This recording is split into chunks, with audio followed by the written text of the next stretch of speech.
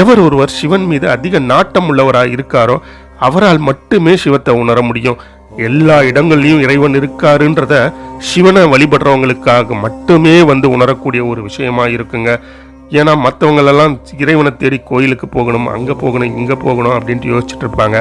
ஆனால் சிவனை வழிபடுறவங்க எல்லா இடத்துலையும் சிவன் இருக்காரு, கல்லில் இருக்காரு, தூணில் இருக்காரு, துரும்பில் இருக்காரு அப்படின்ற ஒரு விஷயத்த அவங்க உள்மனதில் எப்பயோ பதிஞ்சு வச்சிருப்பாங்க. அதனாலேயே எல்லா இடத்திலும் சிவன் ஓம் சிவாய நமக அப்படின்ற ஒரு வார்த்தையை அவங்க சொல்லிட்டு எப்படி பேசிட்டு இருந்தாலும் ஓம் சிவாய நமக, நம்ம எதிர்படக்கூடிய விஷயங்கள் எதுவாக இருந்தாலும் நம்மளை ஒரு நிலையில் இருந்து வீழ்த்தக்கூடிய விஷயங்கள் எது நம்ம அருகில் வந்தாலும் ஓம் சிவாய நமக அப்படின்ற ஒரு வார்த்தையை மட்டும் சொன்னால் போதும், நாம் புத்துணர்ச்சி அடைஞ்சிருவோம்.